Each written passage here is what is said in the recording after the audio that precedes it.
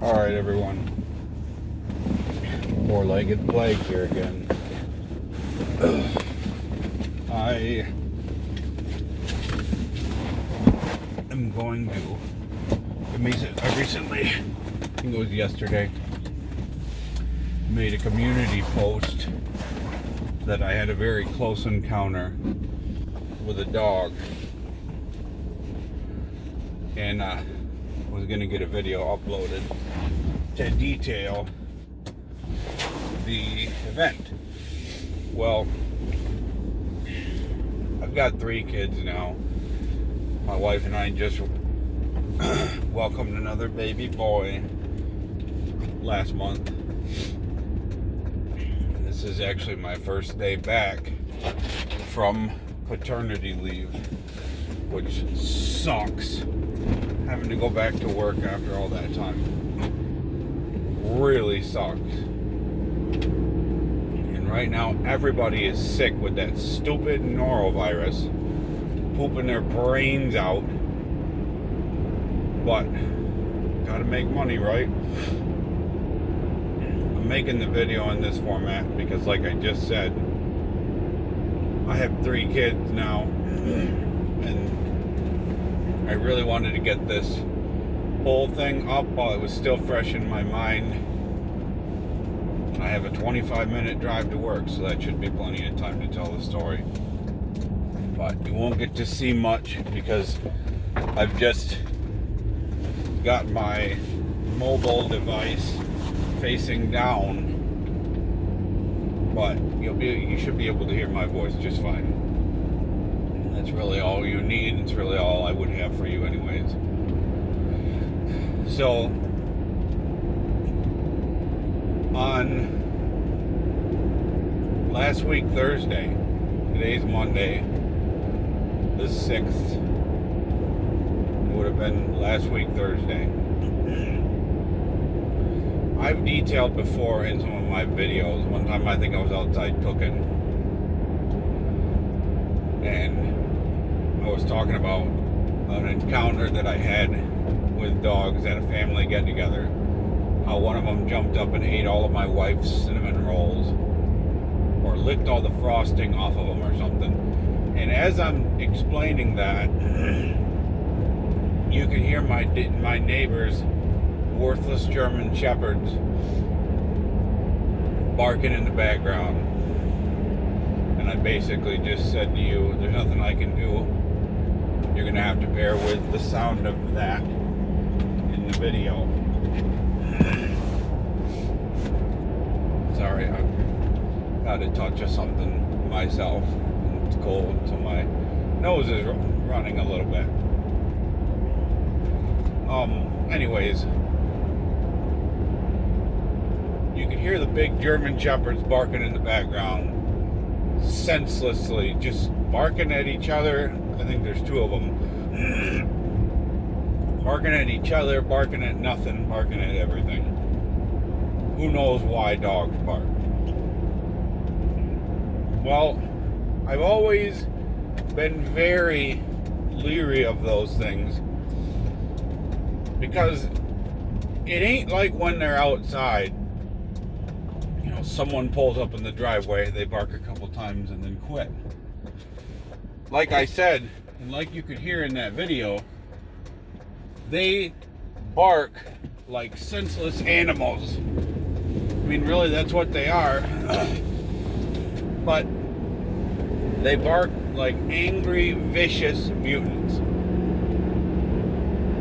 It ain't like the little dog you see in the movie where they bark a couple of times, the moron goes up and lets them smell the hand. Oh, okay, this is a friend.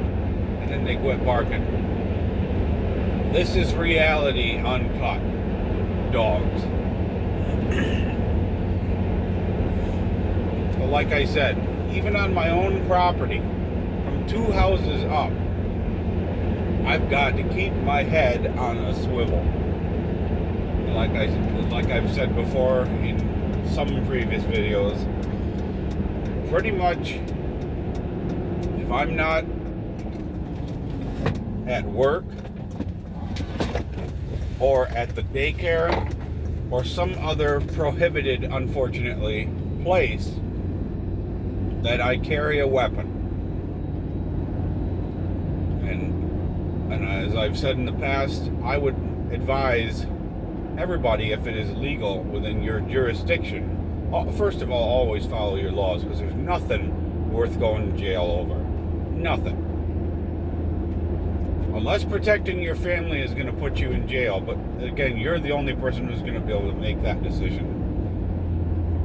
But there's nothing that's worth going to jail over. So, first of all, follow your local laws. But if it's legal for you to arm yourself and get training and carry a weapon, or at least have one at home, at the very least, have one at home close to you, I would highly recommend it.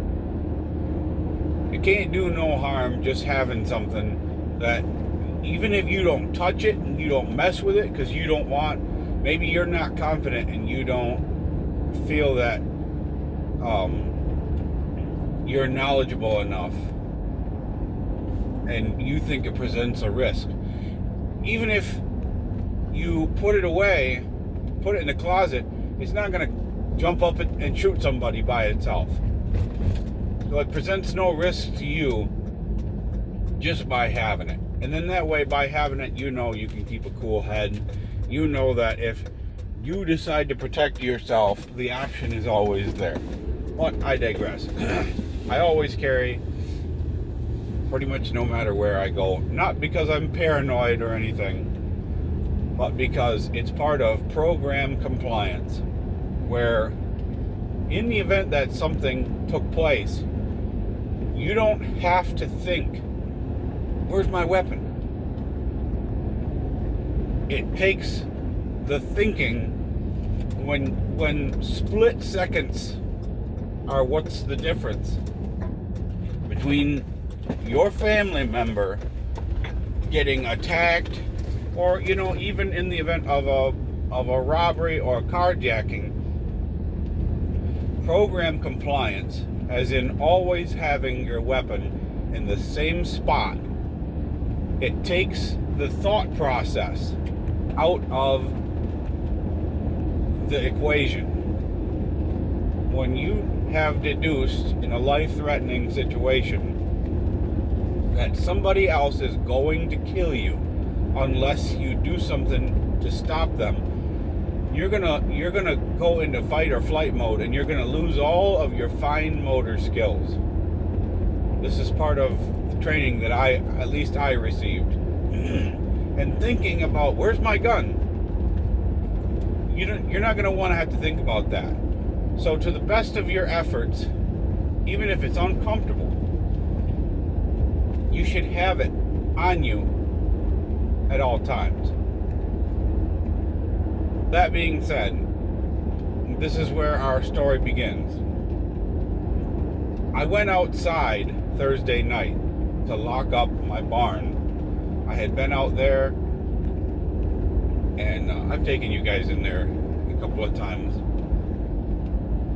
I had been outside to lock up my barn, and when I went outside, I opened, because I have two big overhead doors, and I also have a side door, like a regular door you would go into a house or a regular building. Went to close the overhead door, and when I did that, these two dogs, I don't know if they were already outside or what, but they heard the big door come clanging down, and they come running off of their property onto my property. And like I said, it was very dark, very cold, and I had only planned on being out there for like 45 seconds. I did not have a coat or a hat or mittens or anything, because like I said, I was only planning on being out there for a very short time. came outside, closed that door. I can hear them coming, getting closer. So I cut the lights out inside the barn so I could hopefully see better out into the dark. And I just got the door cracked enough for me to see. And I could just hear I can hear him panting and barking and sniffing and running around, and this feeling of terror just swept over me because I'm out here in the frickin' cold. It's dark, and these dogs are looking for me on my own property. They're looking for me. They're sniffing around. They're trying to find me, trying to figure out what that noise was. Oh, I thought, oh, great. I guess I'll just wait and hope that the owners call them back. So I'm waiting and waiting and waiting, trying to see if I could get a visual on where they were. Because like I said, it's really dark and it's snowing like crazy, and I can hear them, but I can't find them. There's too much movement with the snow and it's too dark. So I get a message from my wife after like maybe 7 minutes, because I told her I'm gonna go lock up real quick. When I say real quick, I mean I'm not gonna have an ADHD moment where I go out there and do something else. Like, I'm going out there with just a shirt and some jeans. I'm not going out there to work on a project or anything. Just so that if I ever fell or whatever, when I say real quick, that lets her know I'm coming right back. And after I'm out there for a while, she asked me, she'll ask me if I'm okay. And in that way, it's just kind of a communication system we have. Anyways, my wife messages me and says, "Is that dog outside?" I said, "Yeah." She said, "Well, where are you?" I said, "Well, I'm stuck in the barn, and it's like 18 degrees out here." And she's like, "What can I do to help?" I'm like, or she said, "You want me to come outside?" I said, no, do not come outside. The last thing I need you to do is put yourself in danger. And she said, "Well, I got to do something to help you." I said, "Well, you can pray. That'll help me." And I'm trying not to focus too much on my phone because I didn't know if some crazy animal was going to come running up on me. So I thought, well, it's not like I don't have any options here to see if I could find where they are. So I went into my truck and grabbed a mag light. I always keep a flashlight in my truck, so I know just right where it is in case I need it. Grabbed it and cut the lights out in the barn once again so my night vision would adjust. And I'm shining the light, looking to see if I can find where he is.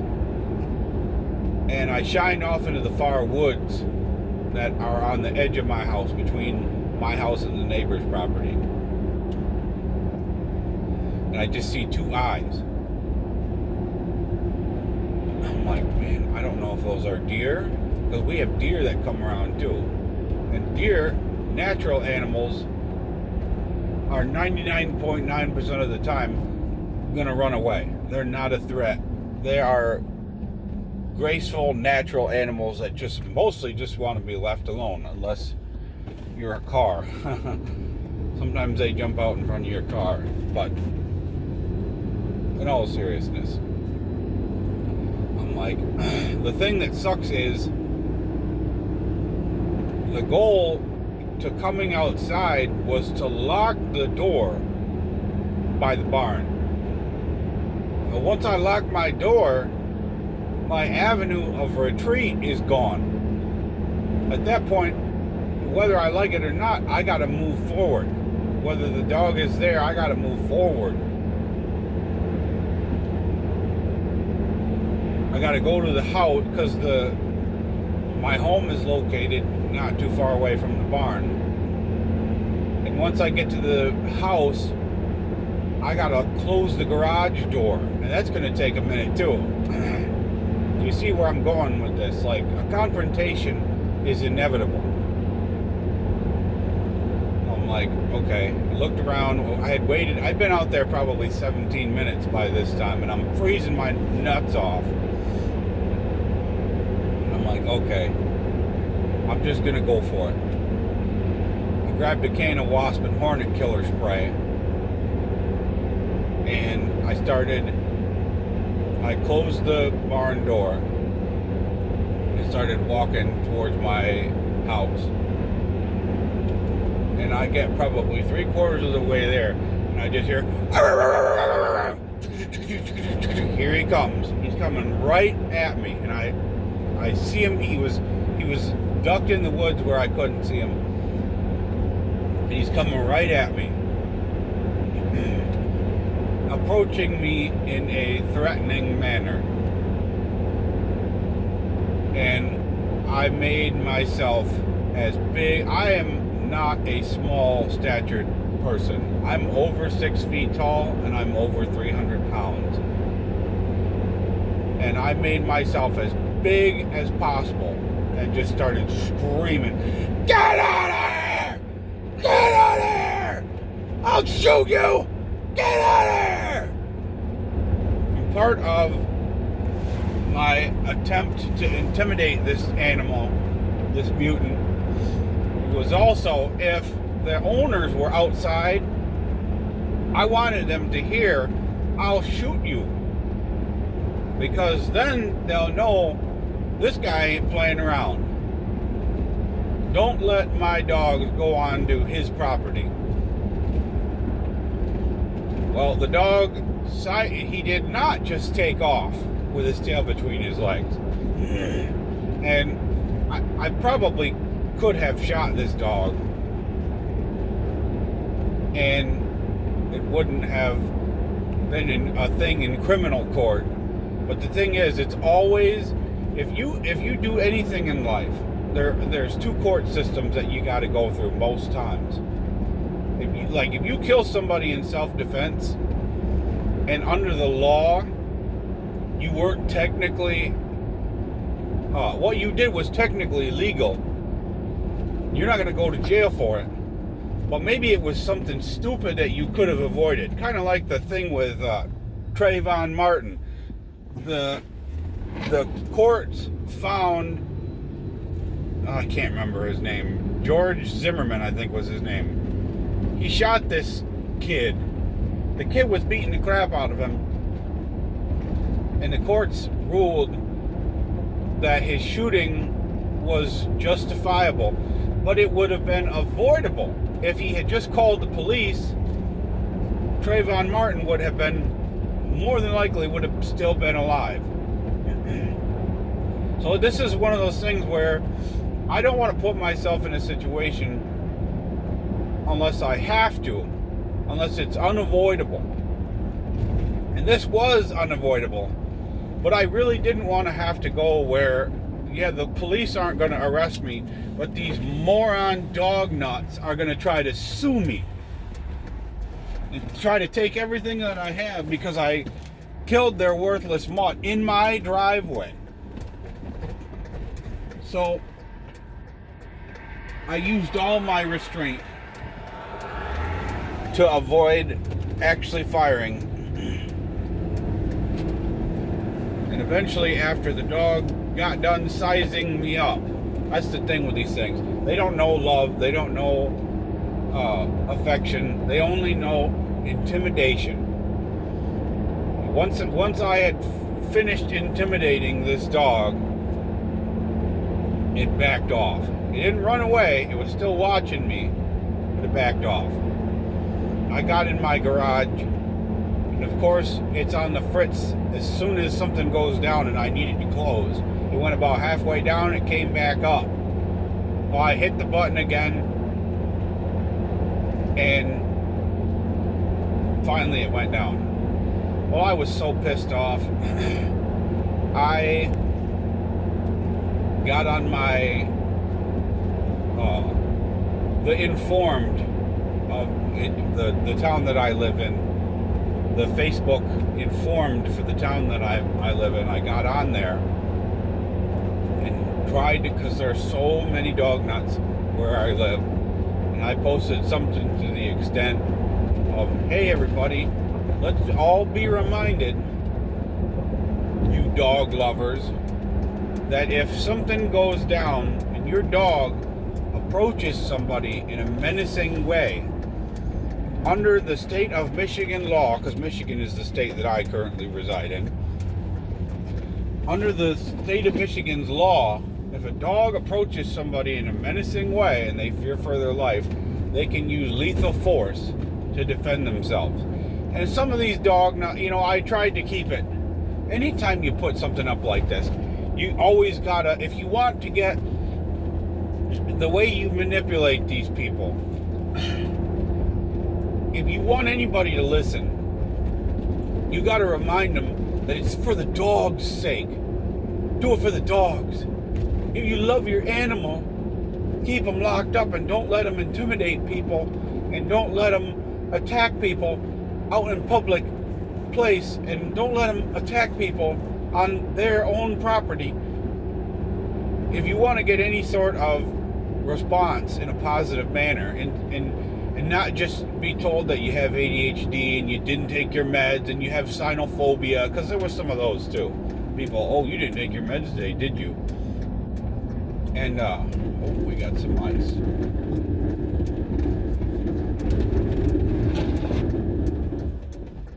Crap.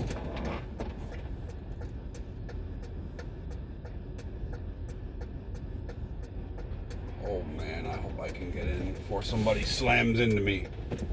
This is an accident waiting to happen. Woo! That was very sketchy.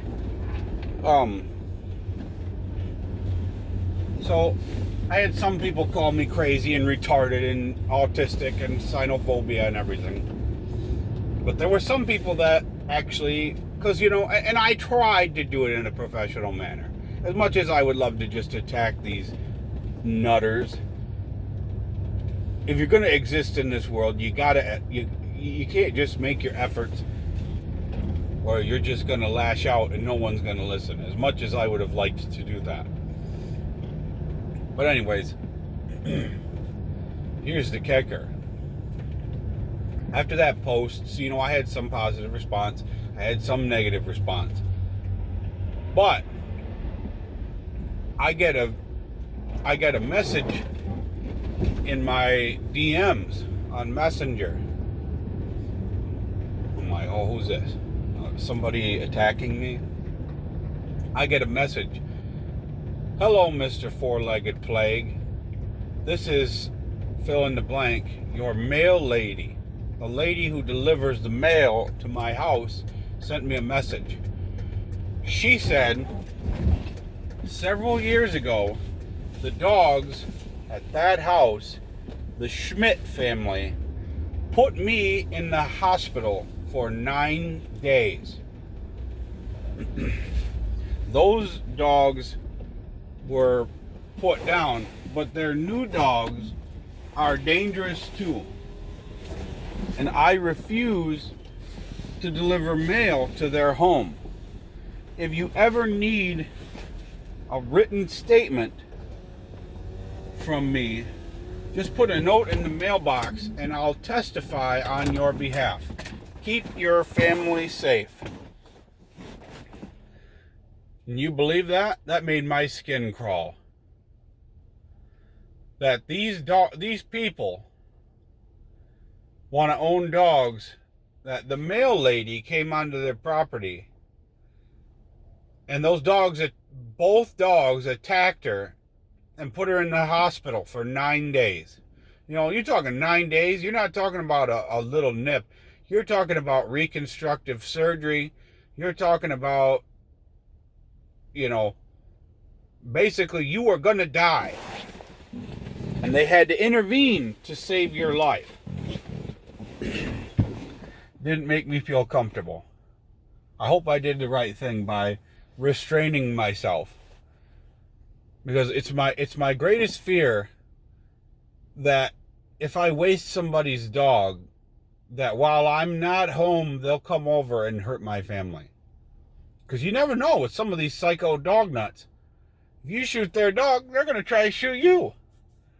Well, we called animal control at that point because we got young children, and these people need to know you cannot just let your worthless mutts run wild.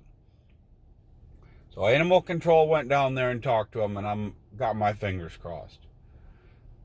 But isn't it just so crazy? Even, somewhere like I live, where I got a small piece of property, and even with that, living out in the country, you're not safe from somebody else's worthless mutts. Having dogs in human territory, this is what it brings. You can't even be safe on your own dang property, in your own driveway. But that's the story. I'm at work. I gotta go. Hoping and praying you guys all stay dog free and stay safe.